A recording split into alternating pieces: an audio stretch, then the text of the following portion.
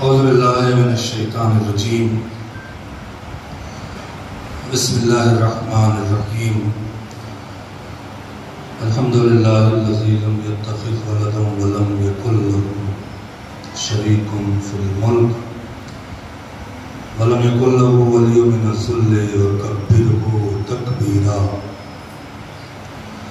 والصلاة والسلام علی اشرف الانبیاء والمرسلین الذي أرسله بالحق بشيرا ونذيرا وداعيا إلى الله بإذنه وسراجا منيرا سيدنا ومولانا هادينا مقتدانا أبا القاسم محمد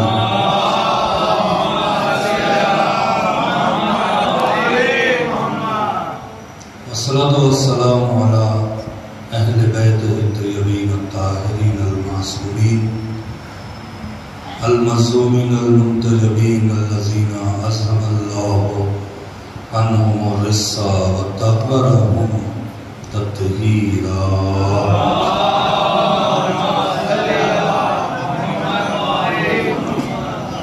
ولعنة الله على أعدائهم أجمعين اللهم لن قتلت الحسين وأولاده وأصحابه أما بعد فقد قال سبحانه تبارك وتعالى في محكم كتابه الكريم بسم الله الرحمن الرحيم إنه لقرآن كريم في كتاب مكنون لا يمسه إلا المطهرون بلندر صلوات پڑھیں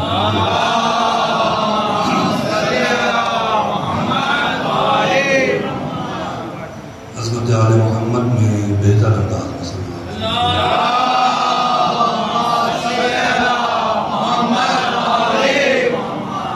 غائبان زمان کے ظہور کی تعجیل کے لیے بہتر انداز میں صلی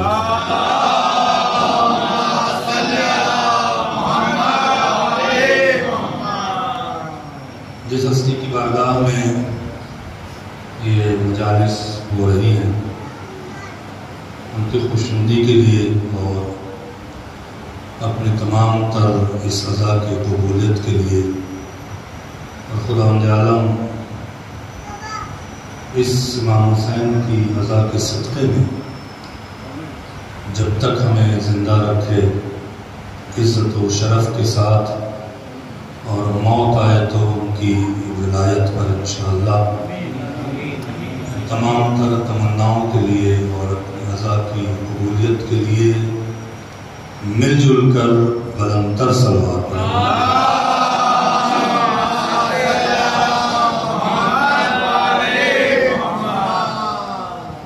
کافی دنوں کے بعد اس علم و ادب کی بز میں اور بہت اچھے سماعت ہے آپ حضرات کی حاضر ہوا ہوں اور مجھے نہیں پتا کہ آپ کیا سننا چاہتے ہیں اور میں کیا پڑھنا چاہتا ہوں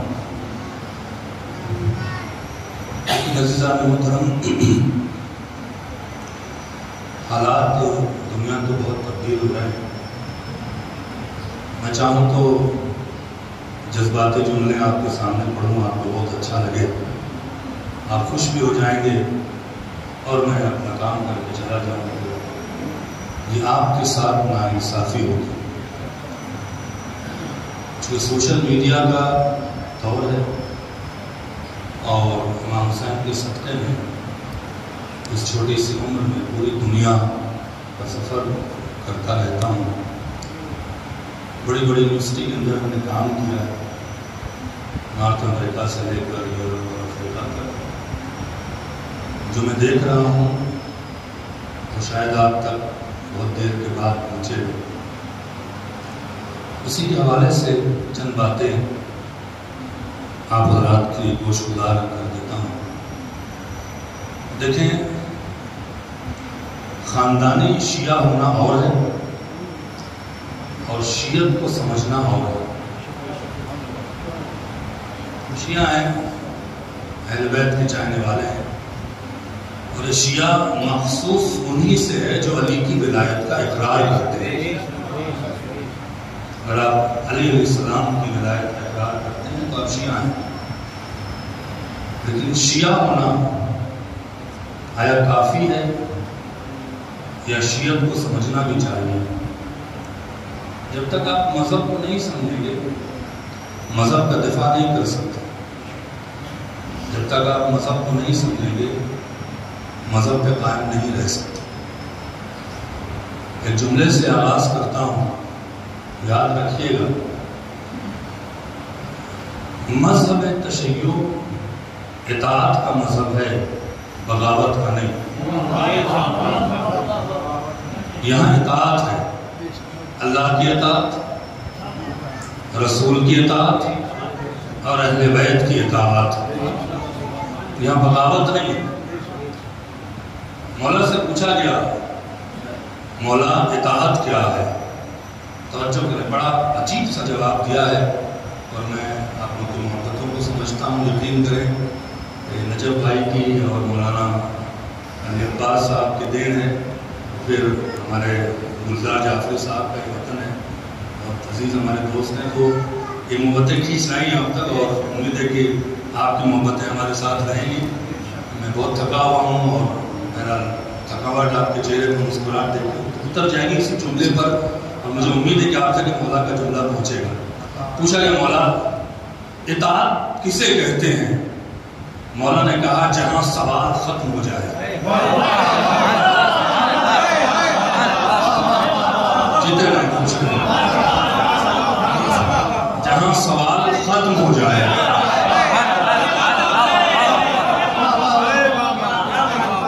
بہت سے بچے سوچتے ہیں کیا مطلب ہے سوال ختم ہونے کا؟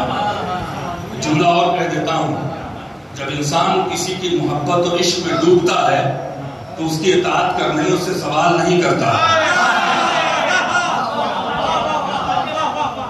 یہ کیوں کرے مولا، ایسا کیوں کرے مولا، ویسا کیوں کرے مولا۔ جہاں سوال ختم ہو جائے وہی اطاعت ہے۔ ہمارے معاشرے کے درمیان سوال دین پہ بہت ہے۔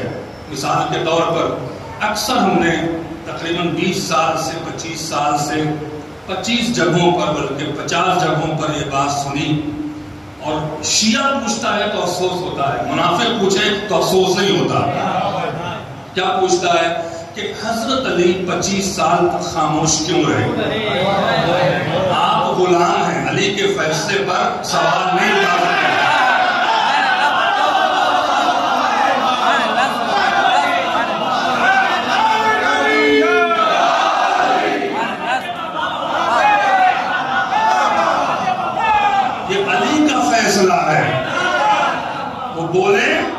تو بولیں، وہ خوش خاموش رہیں تو خاموش رہیں، ہمیں ان کے ہر فیصلے پر راضی رہنا ہے۔ اسی راضی رہنے کا نام ہی تو اطاعت ہے۔ صلوات پڑھیں محمد۔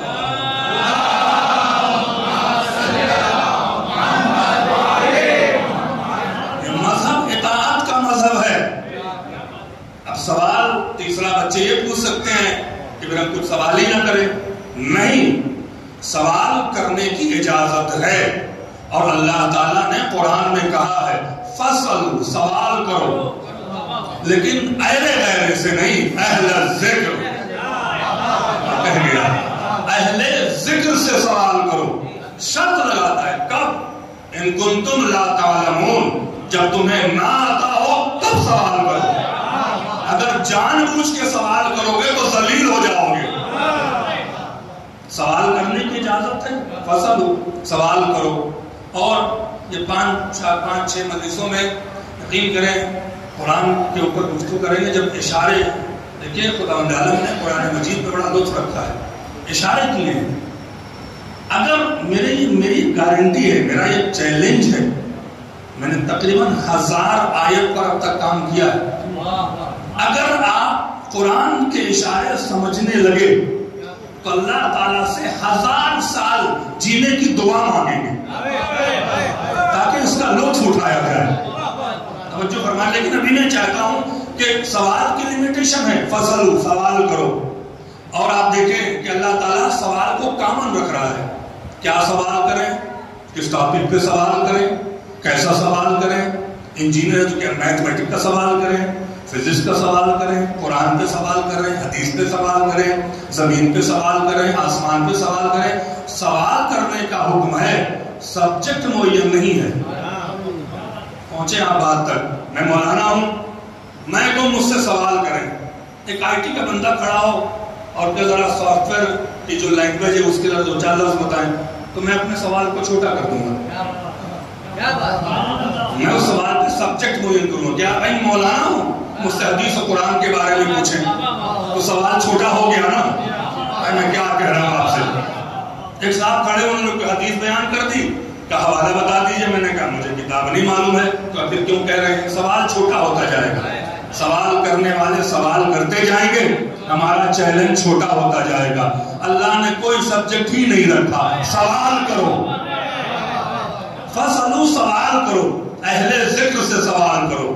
اب اہل ذکر وہ فرد ہونی چاہیے کہ جب وہ کہے کہ سوال کرو تو سبجیکٹ معین نہ کرے۔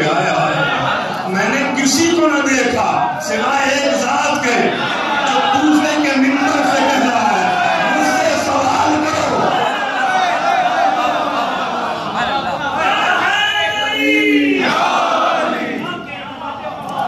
یہاں بھی کامن سوال ہے، سوال کرو۔ علی نے نہیں کہا کہ میں اس سے زمین کے بارے میں سوال کرو، آسمان کے بارے میں سوال کرو، تمہارے ذہن میں جو سوال آ رہا ہے کرو۔ اب میں تارے گڑھ کے مومنین کے لیے خطابت کا جملہ کہہ دیتا ہوں، خدا کی قسم اگر علی کا سلونی نہ ہوتا قرآن کا فصل سمجھ میں نہیں آتا۔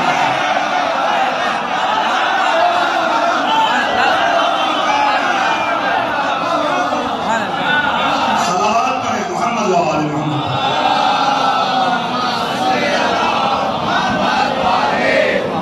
علی کے سلونی نے قرآن کے فصلوں کی آبرو رکھ لی۔ سوال کی لیمیٹیشن ہے، سوال کرنے کی اجازت ہے۔ اب سوال پر بڑی بحث ہے، 3 طریقے کے سوال ہیں جس میں سارے سوال آ جائیں گے۔ 3، واٹ، ہاؤ اینڈ وائی، کیا، کیسے اور کیوں۔ اگر لے گئے تو آپ کو سلام ہے۔ کیا، کیسے، کیوں۔ کیا کا نام علم ہے، کیا کا نام علم ہے۔ بچہ پوچھتا ہے یہ کیا ہے، آپ نے کہا پنکھا ہے۔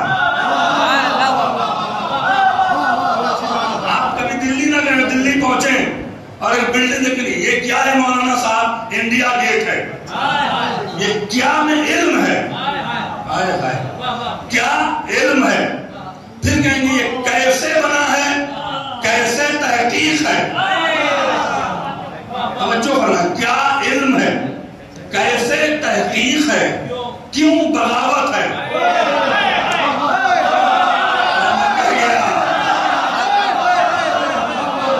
کیا علم ہے، جملے پر روح تازہ نہ ہو جائے تو پھر بات کیا ہے۔ کیا علم ہے، کیسے تحقیق ہے، کیوں بغاوت ہے۔ امام نے زرارہ بن عیون سے جملہ کہا، پھر سے کہتا ہوں، کیا علم ہے، کیسے تحقیق ہے، کیوں بغاوت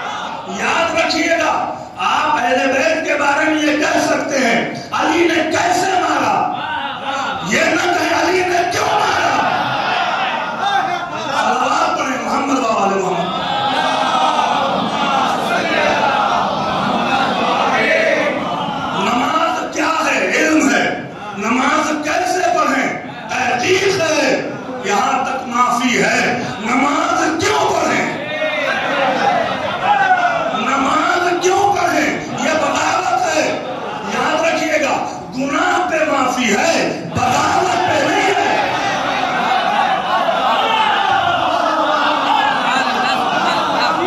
گناہ پہ معافی ہے۔ اگر کوئی شخص نماز نہیں پڑھتا، نماز قضا کرتا ہے، میں نے کہا نماز کیوں نہیں پڑھتے؟ ہاں مولانا پڑھنا چاہیے، معافی ہے، لیکن ہم نے کہا نماز کیوں پڑھیں؟ ایک سجدے پر کیوں کہنے پر لاکھوں سال کی عبادت چلی گئی؟ اچھا ایک جملہ اور کہہ دیتا ہوں، سجدہ کیوں کریں؟ کمال کی بات ہے، قرآن 8 بار شیطان کا واقعہ اللہ نے پورے قرآن میں 8 بار ریپیٹ کیا ہے۔ میں ایک مجلس ریپیٹ کروں تو آپ کے مولانا وہ کیا تھا؟ ریپیٹیشن جو ہے وہ کسی کے کمال پر سوال اٹھاتی ہے۔ میں کیا کہہ رہا ہوں؟ کیا اللہ کو کوئی واقعہ نہیں ملا تھا؟ اور یہ تو بیان کرتا ہے نا، سورہ بقرہ سے لے کے آخر تک 8 بار کہتا ہے سجدہ نہیں کیا، سجدہ نہیں کیا۔ اچھا کمال کی بات ہے کہ وہ موحد تھا، اس نے اللہ کی توحید سے انکار نہیں کیا ہے،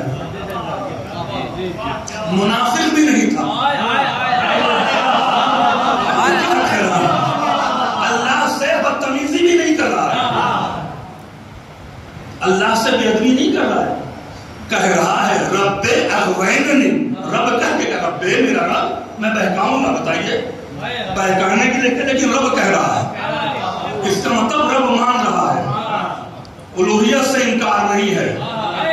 پہنچے ہیں قرآن کیوں 8 بار واقعے کو نقل کر رہا ہے؟ الوہیت سے انکار، رب اغویننی میں بہکاؤں گا، آگے سے پیچھے سے دائیں سے بائیں سے اوپر سے نیچے سے بہکاؤں گا، اللہ سے کہا تیرے بندوں کو بہکاؤں گا، لیکن رب کہہ کے بلا رہا ہے۔ اس کا مطلب توحید پر یقین ہے، اللہ سے انکار نہیں ہے۔ کیا کہہ رہا اللہ سے؟ اس کا کیا کہتا ہے کہ ٹھیک ہے نکل جا، تو اس نے کہا مجھے قیامت تک کی مہلت دے۔ قیامت کا لفظ استعمال کیا ہے؟ مجھے قیامت تک کی مہلت دے۔ اللہ نے کہا وقت معلوم کی مہلت ہے، یعنی اس کا قیامت پر بھی یقین تھا۔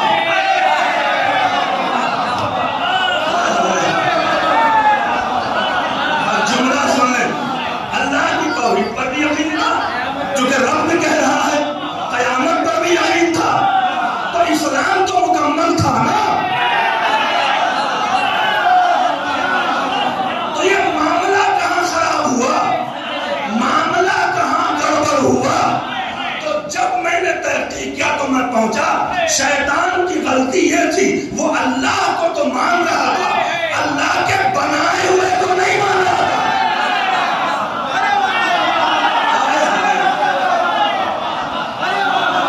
اللہ کو تو مان رہا تھا، اللہ کے بنائے ہوئے کو نہیں مان رہا تھا۔ اللہ نے قرآن میں قانون بنایا، جو مجھے مانے میرے بنائے ہوئے کو نہ مانے۔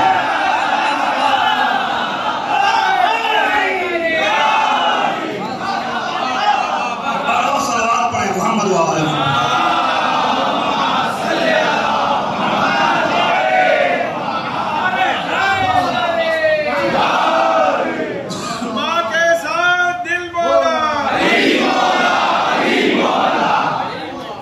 بارہ صلوات پڑھیں محمد و آل محمد۔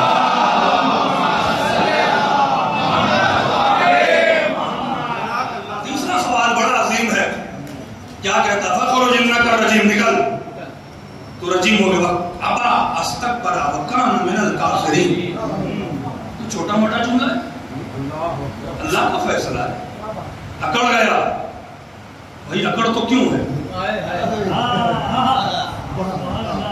عزیزوں ذہن سے نکال دیں کیوں، مجلس میں کیوں جائیں، ماتم کیوں کریں،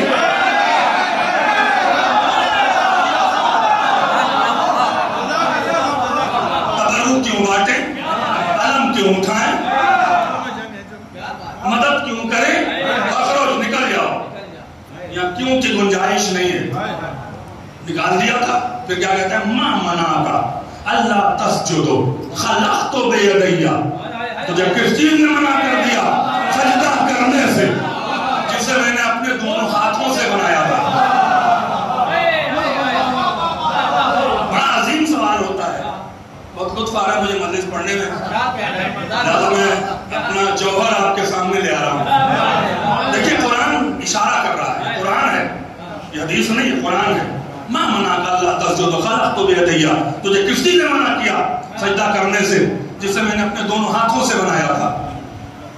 یہاں پہ کیا خدا کہنا چاہتا؟ تو باری سے قرآن سے سوال ہوتا ہے کہ مولا اللہ تھا، ہر شے پہ قادر ہے، خدا ہے، نکال دیا شیطان کو، وضاحت کیوں مانگ رہا ہے؟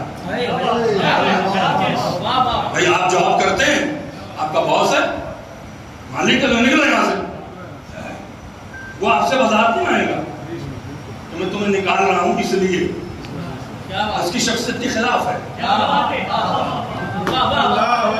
اللہ عظیم ہے، ہر شے پہ قادر ہے، اسے شیطان سے وضاحت ماننے کی ضرورت کیا تھی کہ تجھے کس چیز نے سجدے سے منع کیا؟ یہ بتا کے جا۔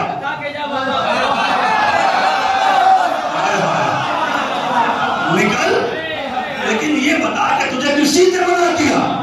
کیا جواب دیا ہے کہ شیطان شخص کا نہیں کردار کا نام ہے۔ اللہ تعالیٰ چاہتا تھا کہ شیطان کا نظریہ آ جائے، شیطان کی آئیڈیولوجی آ جائے کہ شیطان کا نظریہ کیا تھا۔ پوچھا مولا شیطان کا نظریہ کیا تھا؟ اگر اللہ وضاحت نہیں مانگتا تو شیطان بتاتا نہیں۔ اس نے کیا کہا؟ خلقتنی من نار وخلقتہ من طین، مجھے آگ سے بنایا ہے، اسے مٹی سے بنایا ہے، یہ میں اس پہ افضل ہوں۔ یہی نظریہ لینے کے لیے اللہ نے شیطان سے سوال کیا تھا۔ شیطان کا نظریہ کیا آیا؟ مٹی ہے۔ توجہ کریں، بڑی باریک بات ہے۔ شیطان کا نظریہ کیا ہے؟ مٹی ہے، آدم مٹی ہے۔ اللہ نے مٹی سے انکار نہیں کیا، میں نے بنایا ہے۔ توجہ فرمائیں، اس نے کہیں نہیں کہ مٹی نہیں ہے، میں نے بنایا ہے۔ توجہ فرمائیں، شیطان کہتا ہے مٹی ہے، اللہ نے کہا میں نے بنایا ہے اور دونوں ہاتھوں سے بنایا ہے۔ میں جملہ کہتے ہیں شیطان کی نگاہ ہے مادے پر، اللہ کی نگاہ ہے نسبت پر۔ نہیں پہنچے گا؟ شیطان کی نگاہ ہے مٹی پر، اللہ کی نگاہ ہے نسبت پر۔ آج بھی کچھ لوگ کہتے ہیں کہ تابوت کی لکڑی میں کیا رکھا ہے، یہ عالم کے کپڑے میں کیا رکھا ہے، یہ مزار میں کیا رکھا ہے۔ ان کی نگاہ ہے مادے پر، ہم کہتے ہیں حسین کا تابوت ہے، عباس کا علم ہے، ہماری نگاہ ہے نسبت پر۔ جس کی نگاہ نسبت پر وہ اللہ والا، جس کی نگاہ مادے پر صورت میں تو انسان ہے، سیرت میں شیطان۔ صلوات پڑھیں محمد و آل محمد۔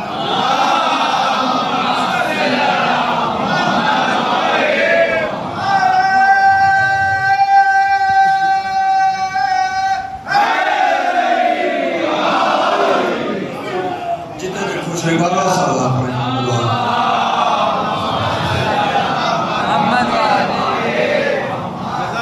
ایک بڑا صلوات پڑھیں۔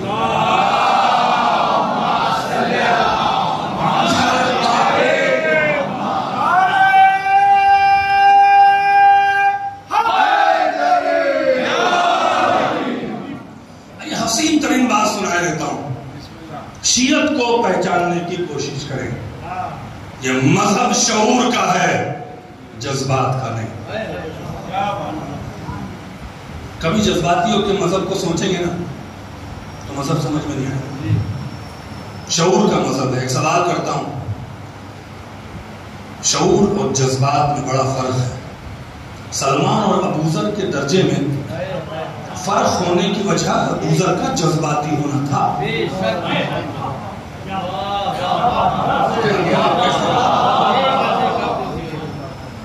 فوراً جذباتی، فوراً کسی کے بارے میں جج نہ کریں جھوٹا ہے، نہیں جھوٹا نہیں ہے۔ پہلے تحقیق کرو شعور سے کہ جھوٹ بول رہا ہے کہ نہیں بول رہا ہے۔ تمہارے خلاف بولے کہ سچ بول رہا ہے۔ میں کیا کہہ گیا آپ سے؟ ابوذر 9ویں درجے پہ کیوں رکے جبکہ اسلام لانے کا ابوذر اور سلمان کا وقت ایک ہے؟ رسول کے ساتھ وقت دونوں نے گزارا۔ رسول نے دونوں صحابی کے بارے میں حدیث ارشاد فرمائی۔ ابو ذر کو زمین کے اوپر اور آسمان کے نیچے ابو ذر سے زیادہ سچا دیکھا ہی نہیں. وہ کہہ رہا ہے جس کی زبان سے نکلا ہوا جملہ لوح محفوظ کا مقدر بنتا ہے, جس کی زبان پہ وحی الہی کی مہر ہے, یہ وہی کہتا ہے جو وہی ہوتی ہے. یہاں بھی ترجمہ بڑا عجیب کرتے لوگ, یہ ناتلفی ہے. وما ينطق عن الهوى ان هو الا وحی یوحی. ترجمہ کیا ہے؟ وہی کہتا ہے جو وہی ہوتی ہے. تو رسول خاموش رہے, کوئی پوچھے نماز کا حکم, رکو وہی آ جائے. 23 سال میں اسلام نہیں پھیلتا, جو کہتا ہے وہی وہی ہوتی ہے. صلوات پڑھے محمد محمد مصطفیٰ ہے, یعنی یہ مرتضیٰ کا مولا ہے, یہ علی مرتضیٰ کا مولا ہے. یہ چھوٹی موٹی ذات نہیں ہے کسی کے بارے میں جملہ کہے, یہ خواہش سے نہیں بولتا ہے, یہ جذبات سے نہیں بولتا ہے, وہی کہتا ہے جو وہی ہوتی ہے. اور وہی اسی کہتے جو لوح محفوظ پر ہو, ہے کہ نہیں ہے. ابو ذر کو کیا کہا؟ سلمان منا اہل البیت. سلمان کے لیے حدیث ارشاد فرمائی. تو کیا وجہ تھی کہ ابو ذر 9ویں درجے پہ رک گئے, سلمان 10ویں درجے پہ چلے گئے؟ اور عارفین کے علماء لکھتے ہیں کہ ان دو درجوں کے درمیان میں 1000 سال کا فاصلہ ہے. اگر ابو ذر 1000 سال بیٹھ کے معرفت حاصل کرتے تو سلمان تک پہنچتے. اور اس کی وضاحت کرتی رسول اللہ نے کہ اگر سلمان اپنے عقیدے کو ابو ذر کے سامنے ظاہر کر دیں تو ابو ذر قتل کر دیں سلمان کو. تو کیا حسد کی بنا پہ قتل کریں گے؟ حاسدوں کے لیے رسول حدیث ارشاد نہیں فرمائیں گے. میں کیا کہہ گیا؟ رسول جس ذات کے لیے ارشاد فرمائیں گے حدیث, وہ ذات مکمل ہوگی. ورنہ رسول کا معیار, رسول کی بات کا معیار گر جائے گا. تو مولا سے پوچھا گیا, مولا کائنات سے کمیل نے پوچھا تھا, مولا سلمان اور ابو ذر میں کیا فرق ہے, کیا وجہ ہے کہ اگر سلمان اپنے عقیدے کو ظاہر کر دیں تو ابو ذر قتل کر دیں گے؟ مسکرا کے کہتے ہیں اگر سلمان ابو ذر کے سامنے میرا قصیدہ پڑھنے لگے تو ابو ذر سمجھیں گے کہ سلمان نے علی کو اللہ کہہ دیا. جملہ لے جائیں گے تو لطف آئے گا. ابو ذر سمجھیں گے کہ سلمان نے علی کو اللہ کہہ دیا, مرتد سمجھ کے سلمان کو قتل کر دیں گے. دونوں میں کتنا فرق ہے, جو سلمان کا علی ہے وہ ابو ذر کا خدا ہے. صلوات پڑھے محمد و آل محمد.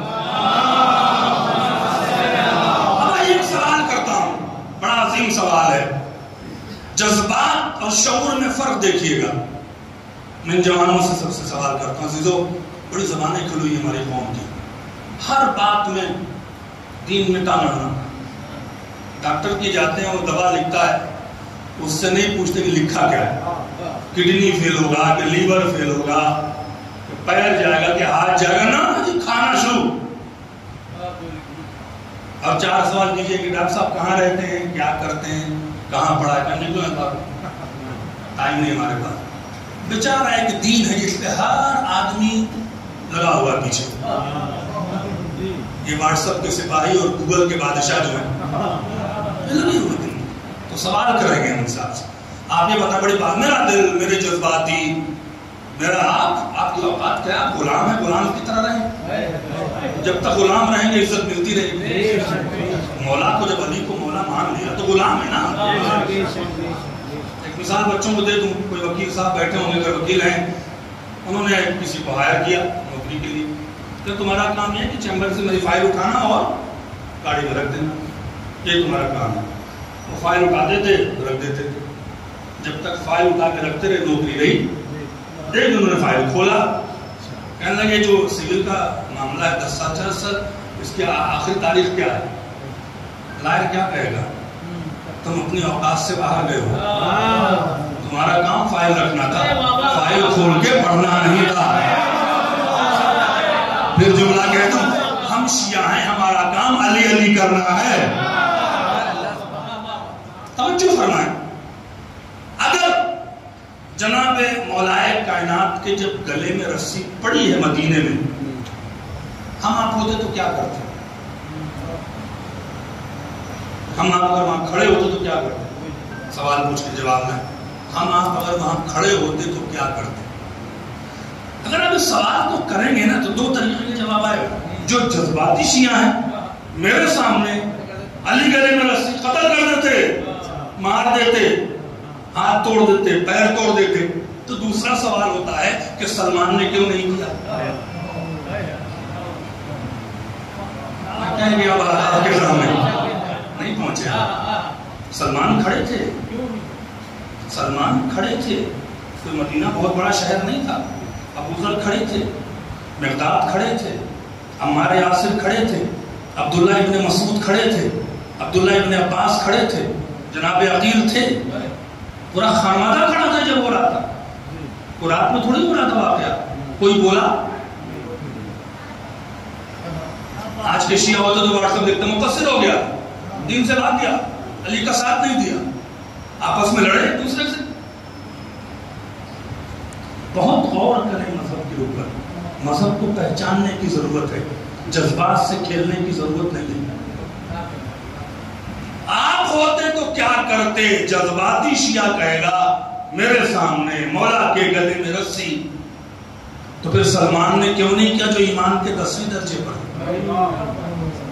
توجہ فرمائیں. ہوا ایسا کہ جب مولا کے گلے میں رسی ڈالی گئی تو ابو ذر جذباتی ہوئے. ابو ذر نے تلوار پہ ہاتھ رکھا، سلمان نے ابو ذر کے ہاتھ پہ ہاتھ رکھ دیا. ابو ذر علی موجود ہے،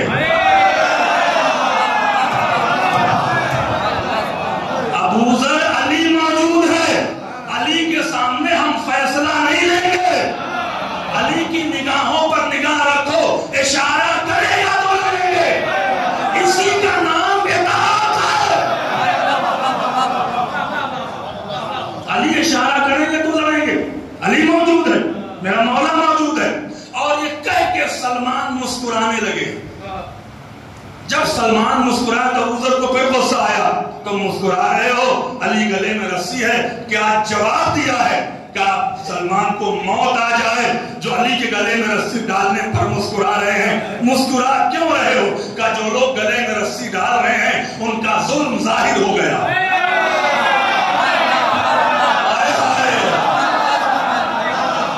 جملہ سنیں عزیزو، آسمان تو چلے جائیں گے. جن لوگوں نے علی کے گلے میں رسی ڈالی، یہ سلمان کا جملہ ہے، ان کا ظلم ظاہر ہو گیا اور علی کی خلافت ثابت ہو گئی.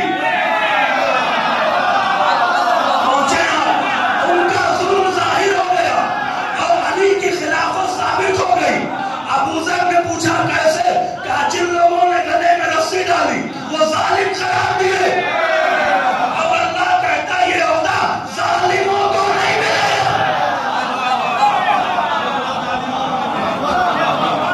صلوات پڑھیں محمد وآل محمد.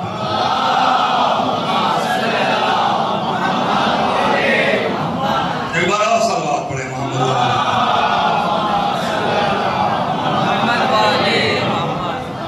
اطاعت کا مذہب ہے، سوال جواب کرنے کا مذہب. اللہ کی اطاعت، رسول کی اطاعت اور اہل بیت کی اطاعت.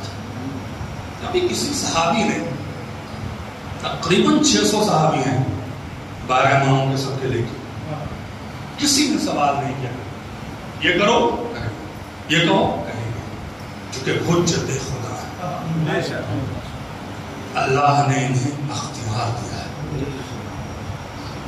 اور اسی وجہ سے آپ دیکھیں کہ ہمیں 2 نعمتوں سے خدا نے نوازا ہے. ایک کا نام قرآن ہے اور دوسرے کا نام اہل بیت ہے.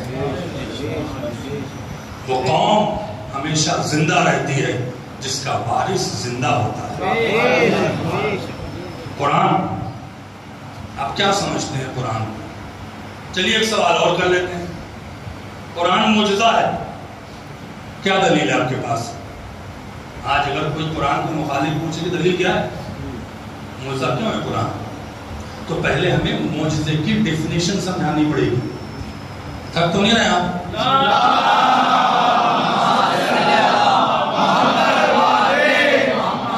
آپ ہی لوگوں نے مجھے سیٹ کیا ہے، بہت زیادہ تو نہیں پڑھ سکتے چونکہ پھر نیند آئے گی، صبح آپ کو کام پہ جانا ہے. کور کر دیں گے ہم، آپ کا ضائع نہیں کریں گے، لیکن چاہتے ہیں کہ اشارہ کر دیں جو 4-5 مدرسے بچے اسی پہ پڑھ جائیں گے. قرآن معجزہ ہے، کیا دلیل ہے آپ کے پاس؟ تو پہلے میرے جوانوں معجزے کی ڈیفینیشن، معجزے کی تعریف سمجھنی پڑے گی. معجزہ کہتے ہیں ایسے کام کو جو فطرت کے خلاف ہو،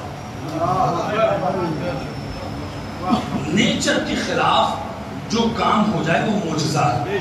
جہاں نیچر سمجھنے سے عاجز آ جائے. ایک جملہ کہہ دوں، سورج مشرق سے نکل کے مغرب میں ڈوبے یہ نیچر ہے، مغرب سے نکالا جائے معجزہ ہے. جہاں فطرت سمجھ نہ پائے، ہے نا. اب قرآن کے معجزہ ہونے کی دلیل کیا ہے؟ اگر قرآن فطرت کو توڑ رہا ہے تو معجزہ ہے. فطرت کیا ہے؟ کیا لطف ہے اس میں. فطرت یہ ہے کہ قرآن نے کتاب ہے، کتاب کی شکل میں آئی ہے. اللہ تعالیٰ نے اس کو کتاب کہا ہے. الف لام میم ذالک الکتاب لا ریب فیہ، اللہ کی کلام ہے لیکن وہ کتاب کی شکل میں ہے. وہ کلام و کتاب میں بہت فرق ہے. بڑی حسین بحث ہے لیکن ابھی نہیں کریں گے. ہے وہ اللہ کا کلام لیکن کتاب کی شکل میں ہے. کتاب ہے. کتاب کا نیچر کیا ہوتا ہے؟ انسان کسی کتاب کو بار بار پڑھے تو اوب جاتا ہے. کہہ گیا بات، ہمیں ٹائم ایکسپلین نہ کرائیں، آپ ہی کا نقصان ہوگا. انسان اگر بار بار کسی چیز کو پڑھے اوب جاتا ہے. مثال کے طور پر جب پرنٹ میڈیا کا دور تھا، ہم لوگ چھوٹے تھے، ہمارے ابا آتے تھے پیپر، قومی آواز، ٹائمز آف انڈیا، دیتے نہیں تھے کسی کو. نہیں پہلے میں پڑھوں گا. بڑی مشکل سے پڑھتے تھے. 8 بجے پیپر آتا تھا، پڑھتے تھے. 10 بجے اکثر کیا ہوتا تھا؟ اسی پہ ناشتہ ہو رہا ہوتا. جو پیپر پڑھنے کو نہیں دیتے تھے اسی پہ ناشتہ ہو رہا. کیوں؟ ساری نیوز پڑھ لی، بار بار پڑھ لی، کچھ بچا نہیں. کچھ بچا نہیں ہے. ہم نے کتاب دیا، ابا کو کہ کتاب پڑھیے. 2 سال بعد آئے، مولانا کوئی اور کتاب دے، بہت پڑھ لیا، سب کچھ ہو گیا، اب مزہ نہیں آ رہا. کتاب کا نیچر یہ ہے کہ بار بار پڑھنے سے اوب جاتا ہے. قرآن معجزہ نہیں تو اور کیا ہے؟ کہ کم سے کم نالائق مسلمان، نالائق اگر 15 سال میں بالغ ہوتا ہے اور رمضان میں قرآن پڑھتا ہے اور 70 سال کی زندگی پاتا ہے تو 55 بار اس نے قرآن ختم کیا ہے. ہر روز نماز میں سورہ حمد پڑھتے ہیں 10 بار، 20 بار، 100 بار. کوئی نہیں کہتا ہے طبیعت ڈوب گئی ہے، پڑھنے کا دل نہیں کرتا ہے. طبیعت ڈوب گئی ہے، پڑھنے کا نہیں. جتنی بار پڑھتے ہیں وہی لطف، وہی مزہ، وہی انداز، وہی ثواب. اگر لطف نہ آئے تو بار بار لوگ قرآن ختم نہ کریں. رمضان میں بہت سے مومن ہیں جو 5 بار قرآن ختم کرتے ہیں لیکن اوبتے نہیں ہیں. جہاں نہ اوبے وہی تو فطرت ٹوٹتی ہے. جہاں فطرت ٹوٹتی ہے وہی معجزہ ہے. دوسرا معجزہ ہونے کی دلیل کیا ہے؟ زمانے کے بدلنے سے زبان بدلتی ہے. غالب میر تقی میر کے زمانے کی اردو لکھی جائے تو آج کا شاعر بھی نہیں سمجھ پائے گا، چونکہ زمانے کے بدلنے سے زبان بدلتی ہے. مرزا غالب کی زبان میں لکھا جائے آج کے اردو والے سمجھ نہیں سکتے ہیں. لیکن کیا کہنا اس قرآن کا جو 1400 سال پہلے مکہ میں زبان بولی گئی ہے، وہ اپنی آن بان شان کے ساتھ ابھی بھی موجود ہے. اس پر زمانے کا اثر نہیں ہوا. اس پر زمانے کا اثر. میں ایک جملہ کہہ دوں، 1400 سال سے یہ قرآن ہے، اسی زبان میں ہے. زبان نہیں بدلی ہے لیکن کوئی اوبتا نہیں ہے، ہر کو سمجھ میں آتا ہے. اب جملہ لے جائیں، 1400 سال عمر کرنے کے باوجود قرآن جوان ہے.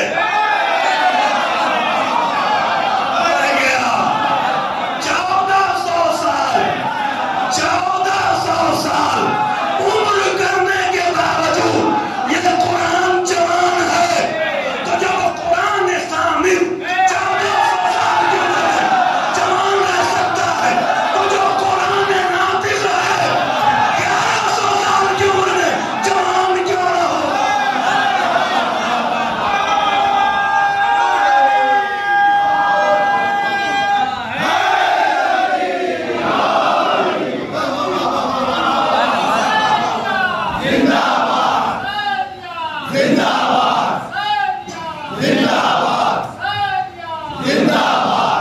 जियो।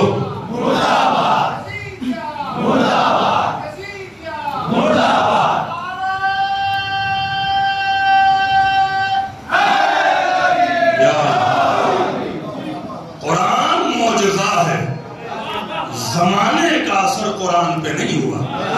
अगर ज़माने का असर होता तो ज़बान बदलती। कमाल की बात यह है, तीसरी बात यह है, कुरान का तर्जुमा लाते हैं तो कुरान में तो लिखा हुआ है। अरे कुरान में लिखा आपको समझ में नहीं आएगा, जज की बोली तो समझ नहीं आती। सही बात। कोर्ट में जो जज साहब स्टेटमेंट लिखते हैं समझ के दिखाइए जरा। सेक्शन 370 उसकी जो लैंग्वेज हो, डॉक्टर जो लैंग्वेज समझ के दिखाएं। क्यों? कुरान समझ में आ जाएगा, अल्लाह की लैंग्वेज बंदों की समझ में आ जाएगा। लिहाजा आइम्मा ने और उसके बाद उलमा ने कुरान को 3 हिस्सों में तकसीम किया। 3 जिसे कहते हैं कि स्टेप है, 3 मरहला है, तर्जुमा, तफसीर और तावील। आइए आपको इंफॉर्मेशन दे देता हूँ। एक इंफॉर्मेशन है, शायद आपको महीनों पढ़ते तो न मिलती। कुरान का सबसे पहले तर्जुमा किस ज़बान में हुआ है? कुरान का तर्जुमा इमाम ज़माना की ग़ैबत तक,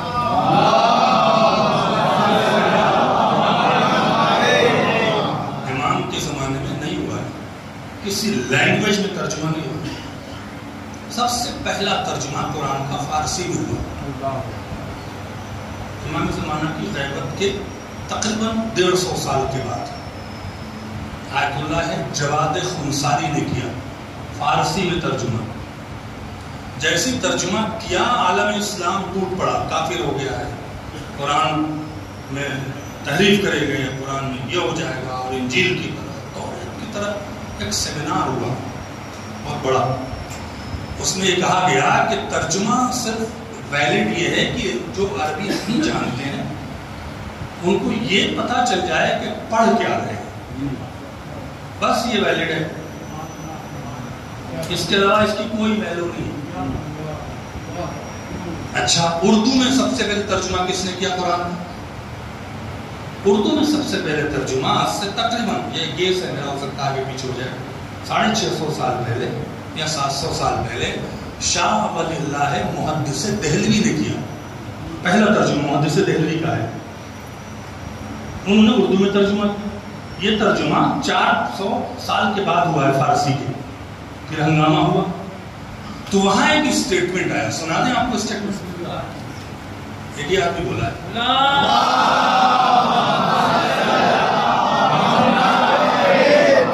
देखिए बारीकियों को समझे, ये मजहब है, ये तमाशा नहीं। हर चीज कुरान में दिखलाओ, कल बताएंगे कुरान में दिखलाओ, हर चीज कुरान में दिखलाओ।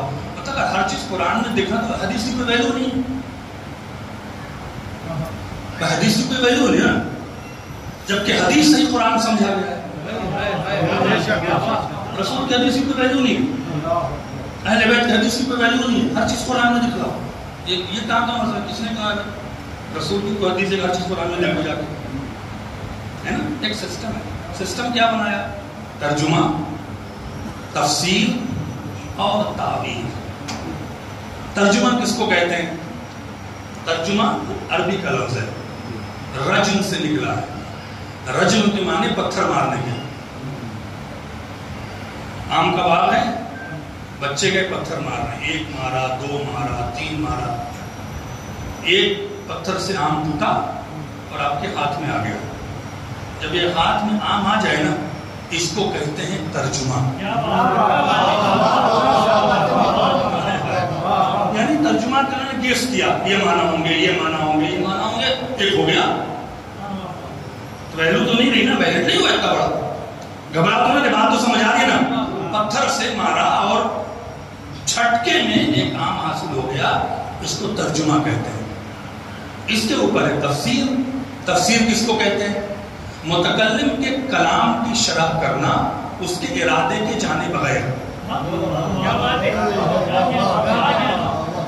गालिब का शेर, एक साहब गालिब के कहने का मतलब ये था, गालिब कहने का मतलब वो था, गालिब ये कह रहे थे, गालिब वो कह रहे थे। لیکن اسے پتا نہیں ہے کہ غالب جب شعر کہہ رہے ہیں اس کے ارادے میں کیا تھا، غالب کے ارادے میں کیا تھا. مثال کے طور پر یہاں ہے اور بھی شعراء ہیں ماشاءاللہ سے. اب ایک شاعر ہے، نام تو نہیں جانتے، ذہن سے نکالا، یہاں سے بھی شعراء بہت ہیں. ایک شاعر ہیں، انہوں نے شعر کا، ان کے بیٹے بیٹھے ہوئے تھے، دوسرا کو شرح کر رہا تھا، یہ شرح ہے وہ شرح ہے. لیکن جو شرح کر رہا تھا اسے نہیں پتا تھا کہ شاید جب یہ شعر کہہ رہا تھا تو اس کے ارادے میں کیا تھا، اس کے ذہن میں کیا تھا. متکلم کے کلام کی شرح کرنا اس کے ارادے کے جانے بغیر اس کو تفسیر کہتے ہیں. لیکن وہاں ان کا شاعر کا بیٹا بیٹھا ہوا تھا، وہ شرح کر نہیں، یہ مطلب نہیں ہے. کہا کیوں، تم کیسے جانتے ہو؟ کہا جب میرے ابا شعر کہہ رہے تھے تو میں وہی تھا.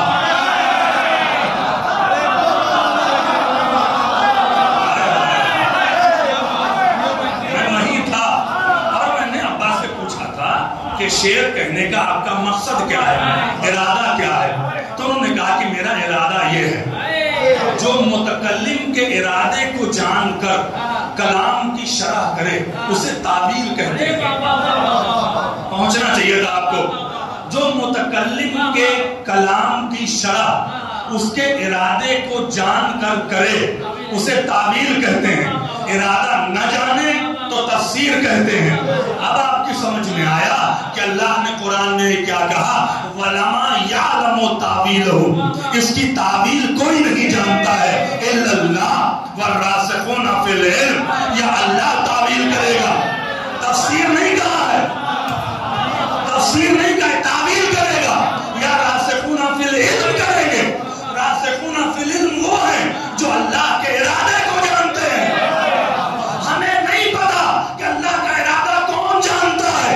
جب نجف پہنچے، زیارت کو کھولا تو لکھا ہوا آیا السلام علی ارادت اللہ، سلام اس پر جو اللہ کا ارادہ ہے.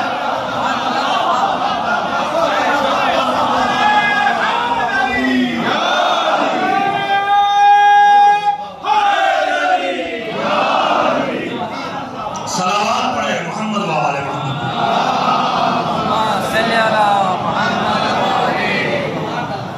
مذہب شعور کا مذہب ہے.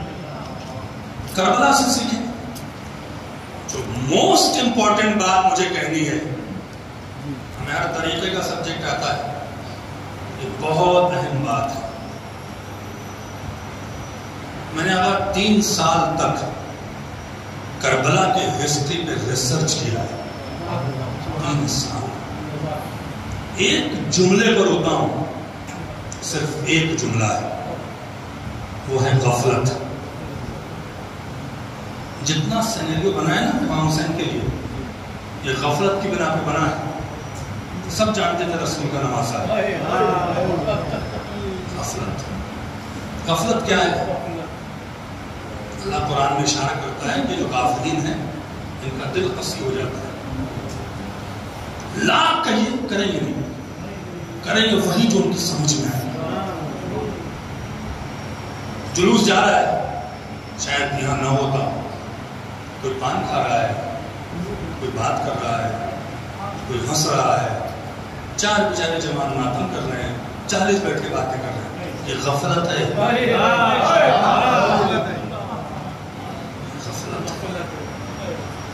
کسی کے باپ کا جنازہ اٹھے، 4 لوگ پان کی دکان پہ ہنسیں تو صاحب جنازہ کیا کہے گا؟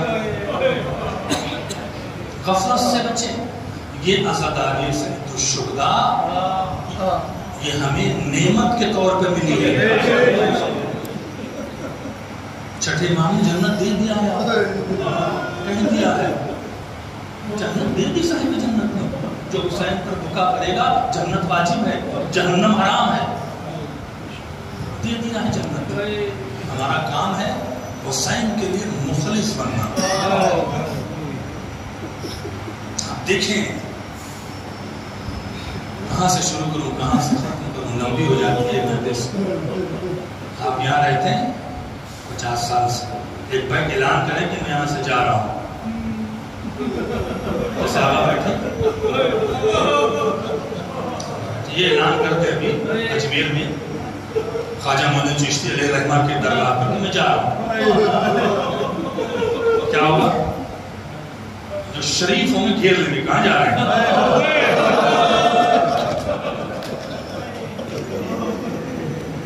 حسین کہہ رہا ہے کہ جا رہا ہوں.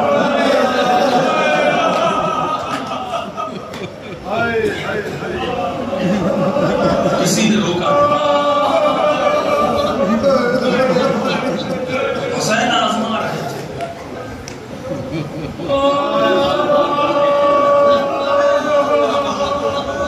مدینہ 28 رجب کو چھوڑا ہے. ہفتے بھر مکہ پہنچ گئے. مکے میں 5 مہینہ رہے حسین. 5 مہینہ عزیزو غفلت سے بچے. مجلس ہو دوڑ کے یہ سوچ کر آپ حسین کی مجلس ہے. یہ مجلس نہیں ان کی ہے، نہیں ان کی ہے، نہیں ان کی ہے. کیا سوچ کے آؤ؟ فرش بچھانے والا میزبان نہیں ہے. میزبان حسین کی ماں ہے. دوڑ کے آؤ. یہ حسین کا شفا خانہ ہے. اگر نہیں آئے، دیکھیے بیمار ہیں، مجبور ہیں، وہ مولا دیکھ رہے ہیں، وہ سید صاحب دیکھ رہے ہیں، خود خواجہ معین چشتی دیکھ رہے ہیں. بڑا مرتبہ ہے. شاہ است حسین، دین است حسین. حسین دین ہے. اس سے بڑی تعریف کوئی نہیں کر سکتا غیر معصوم ہے. خواجہ کے شعر زندہ ہے نا. حسین کے لیے کہا ہے. حسین کے نام پر آئے. غفلت نہ کریں. شیطان غفلت کرواتا ہے. شیطان نے کچھ ہو رہی، کوئی بات نہیں، کل جائیں گے، آج جائیں گے. سیاست نہ کریں. غفلت کیا ہوئی؟ آئے. بڑی عجیب سی بات ہے. 9 ذوالحجہ کو حسین مکہ چھوڑ رہے. کون لوگ تھے وہاں؟ جواری شرابی نہیں تھے، حاجی تھے، حج کرنے آئے تھے. کوئی قرآن پڑھ رہا ہے، کوئی طواف کر رہا ہے. اچھا عرفات کا موقع تھا.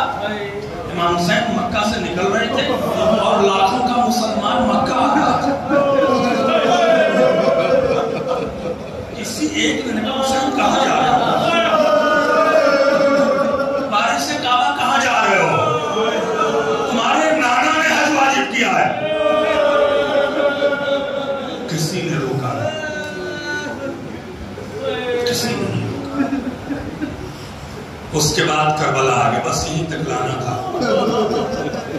اسی طرح جملہ کہہ دوں، حسین پر تنہائی میں رویا کرو.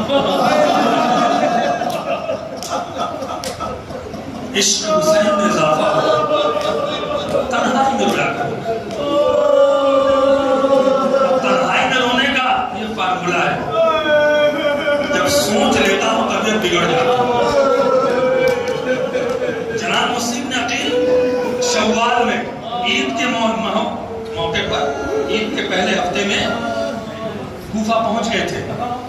1.5 مہینہ رہے کوفے میں. جناب مختار کے گھر پہ رہے اور 30,000 لوگوں نے حسین کے نام پہ بیعت کیا. 30,000. 18,000 تو بعد میں بچے تھے نا. سب حسین کو جانتے تھے. اس کے بعد حسین پہنچے. 3 محرم کو کربلا پہنچے. اس وقت جو کوفہ تھا وہ ایک شہر تھا. کربلا جنگل تھا. کربلا کچھ نہ جنگل تھا. جیسے آپ کہیں آگے جنگل تو دور نہیں تھا. کوفہ اب دور ہوا. پہلے کوفہ دور نہیں تھا، بالکل لگا ہوا تھا. جب میں نے اس کو پڑھنا شروع کیا، کوفہ بہت دور نہیں تھا، تو میں نے سوچا کہ یہ کوفی کتنے غفلت میں تھے کہ کچھ دور پر حسین کے بچے پیاسے تھے اور کوفے کے مسلمان پانی پی رہے تھے. کوفے کا مسلمان کھانا کھا رہا تھا. ہم جس ملک میں رہتے ہیں ہر مذہب کے لوگ ہیں. آپ کو پتا چل جائے کہ 4 گلی کے بعد ایک 5 سال کی بچی ہے جو پیاسی ہے. آپ یہ نہیں دیکھیں گے کہ کس مذہب کی ہے. آپ کی نیند اڑ جائے گی. آپ فوراً لے جا کے پانی پلا دیں گے. انسانیت کے تقاضے پر. یہ کیسے کوفی تھے، کیسے کوفی تھے، کیسے کھانا اتر رہا تھا. ایک طرف سکینہ آتش کر رہی ہے، ایک طرف کوفی پانی پی رہے تھے، غفلت میں تھے۔ عزیزوں اس غفلت سے بچو، جلوس کا احترام کرو، تابوت کا احترام کرو، مسکراؤ نہیں، اپنی ضروریات کو چھوڑ دو۔ اگر دستے میں ماتم نہیں کر سکتے ہو تو ہاتھ رکھو، ہنسو نہیں، زہرا کے غضب سے بچو۔ پھر عزیزوں اگر آپ غفلت میں گئے اور اس کے بعد حسین پر روئے، آپ کا رونا قبول نہیں ہوگا، یہ تاریخ ہے۔ ہوا کیا؟ حسین قتل ہو گئے، کوفی نہیں بولے نا۔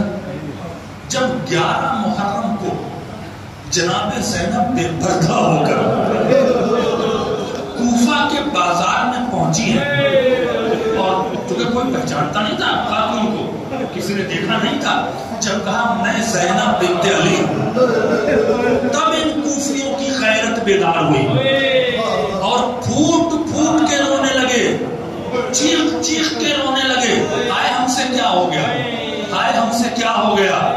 جناب زینب نے، یہ محبت میں رو رہے تھے، ان کا رونا قبول نہیں کیا۔ کیا کہا؟ یا اہل الکوفہ یا اہل الغدر والمکر، اے کوفیو، اے غدارو، اے مکارو، رو رہے ہو؟ اگر تم نے آواز اٹھایا ہوتا میرا حسین مارا نہ جاتا، میرا حسین مارا نہ جاتا۔ اور اس بے کسی کو میرانیس نے 2 مصروں میں کہا ہے، یہ رونا جب بھی اگر رونا نہ آئے حسین پر، یہ مصرع یاد کرو، بہت تڑپ۔ کیا کہا ہے؟ عباس مر گیا، میرا اکبر جدا ہوا۔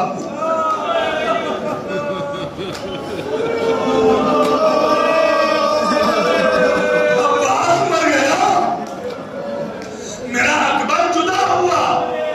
ہم سے کسی نے یہ بھی نہ پوچھا کہ کیا ہوا۔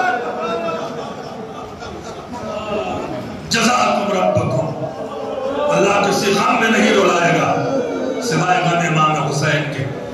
بس ایک روایت پڑھ دیتا ہوں، بڑی عظیم روایت ہے۔ زہرا سلام اللہ علیہ کہتی ہے، کیا کہتی ہیں؟ کہ میرے لال کی رخصتی پڑھو۔ کیوں؟ ماں اپنے بچوں کے مزاج کو پہچانتی ہے۔ امام حسین کی کربلا میں رخصتی زینب سے جدائی ہے۔ زینب نے اپنے عقد میں شرط کیا تھا کہ میں اس شرط پہ عقد کروں گی کہ میرا شوہر عبداللہ ابن جعفر، مہر نے شرط رکھی تھی مجھے حسین سے الگ نہیں کریں گے۔ وہ حسین آج زینب سے جدا خیمے میں رو عزیزو، ایام عذر نہ ہوتا تو مصائب میں کمی کر دیں، رو لو۔ خیمے میں مسافر کا وہ آنا تھا قیامت، ایک ایک کو چھاتی سے لگانا تھا قیامت۔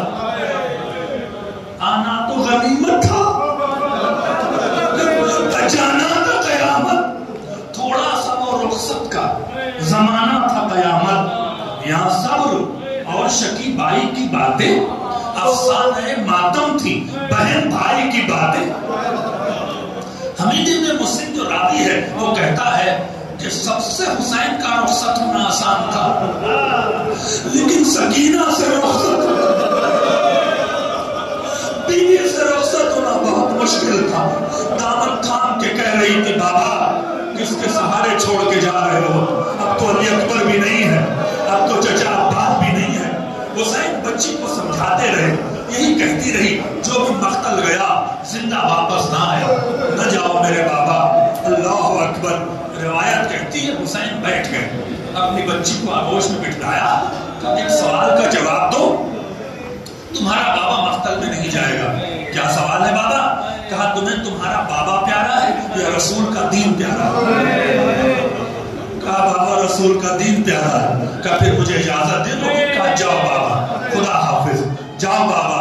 لیکن بابا جانے سے پہلے آخری بار کو سینے پر سلانا۔ حسین جلدی ہی زمین پر لیٹ گئے، سکینہ کو کلیجے سے لگایا، بہت دیر تک سینے پر سلایا۔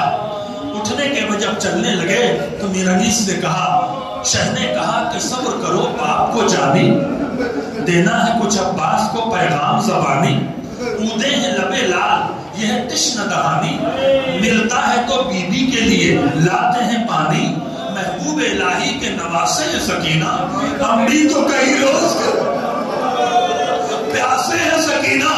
یہ دو مصرع اولاد والے تڑپ جاؤ گے تو بی بی کہتے ٹھیک ہے بابا جاؤ، نیند آئے گی جب آپ کی بھول پاؤں گی بابا، میں رات کو مختل۔ حسین بیٹی سے رخصت ہوئے، میدان کربلا میں آئے۔ ایک روایت ہے جو میں صرف محرم میں عاشور میں پڑھتا ہوں، اسے ہی سنا دوں گا آپ کو۔ آئے، فاطمہ کا لال کربلا کے میدان میں لڑتا ہے، کیوں نہ لڑے، فاتح خیبر کا لال تھا۔ لڑنے کے بعد اللہ نے کہا بس ہے حسین بس، بس ہے حسین بس، تلوار کو نیام میں رکھا، بھاگی ہوئی فوج واپس آئی۔ یہی تو ہے، کسی نے نیزہ مارا، کسی نے پتھر مارا۔ حسین گھوڑے پر ڈگمگانے لگے تو جنگل سے آئی فاطمہ زہرا کی یہ خطا، جنگل سے آئی فاطمہ زہرا کی یہ صدا، ہے مجھے امت نے مجھے لوٹ لیا وا مصیبتا۔ اور عجیب بیعت کہی ہے، 1900 ہے زخم تنے چاک چاک پر، زینب نکل حسین تڑپتا ہے خاک پر۔ اس کے بعد ایک شخص ہے، بس یہی روایت تھی، بہت سخت روایت ہے، میں بہت مشکل سے پڑھتا ہوں، امام حسین مجھے اتنا صبر دے دے کہ میں اس روایت کو پڑھ لوں۔ ایک شخص کو مختار کے دربار میں گرفتار کر کے لایا گیا، اس سے پوچھا مختار نے تو نے کربلا میں کیا دیکھا؟ کہتا ہے جب حسین زخموں سے چور ہو کے زمین کربلا پر آئے تو ان کے لبوں سے کچھ آواز آ رہی تھی، کیا سن رہے عزیزوں، کیا وقت فاطمہ کے لال پر لبوں سے کچھ آواز آ رہی ہے۔ کہتا ہے میں قریب ہوا، میں نے کان لگا کے سنا تو حسین کہہ رہے تھے اللہ تش اللہ تش، آئے پیاس۔ وہ دیکھتا ہے، کہتا ہے مختار شمر کے ہاتھ میں خنجر تھا، میں نے دیکھا شمر قتل کر دے گا۔ میں نے کہا ظالم، پیاسا حسین ہے، رسول کا نواسا ہے، اسے پانی پلا کے ذبح کر۔ شمر نے کوئی جواب نہ دیا تو مختار میں نے عمر سعد کو کہا، اس کی غیرت کو للکارا کہ رسول کا نواسا ہے، زخموں سے چور ہے، پانی پلا کے ذبح کر۔ وہ کہتا ہے عمر سعد کا بھی ارادہ اچھا نہیں تھا، میں سمجھ گیا یہ حسین کو پانی نہیں پلائیں گے۔ میں دوڑا دوڑا فرات کی طرف گیا، مشک میں پانی بھر کے لے آؤں اور اس پیاسے کو پلا دوں۔ مختار جیسے میں نے مشک میں پانی بھرا، اب جو میں پلٹا تو میں نے عجیب منظر دیکھا، سے آندھیاں چلنے لگی، زمین کو زلزلے آنے لگے، آسمان سے خون برسنے لگا۔ جب زمین سے خون ابلنے لگا میں حیران کھڑا ہو گیا۔ کچھ دیر کے بعد جب گرد چھٹی تو کہتا ہے میں نے کیا دیکھا کہ شمر کے ہاتھ میں حسین کا کٹا ہوا سر ہے۔ بس آخری دو جملے ہیں جو بڑے سخت ہیں، شمر کے ہاتھ میں حسین کا کٹا ہوا سر ہے، لیکن مختار شمر کانپ رہا تھا، شمر خوف زدہ تھا۔ میں نے کہا ظالم، حسین کو پیاسا مار دیا، خوف کس بات کا ہے، کام کیوں رہا ہے؟ کہتا جو میں نے کربلا میں منظر دیکھا ہے وہ کسی اور نے نہ دیکھا۔ پوچھا کیا دیکھا؟ کہا جب میں حسین کے گلے پر خنجر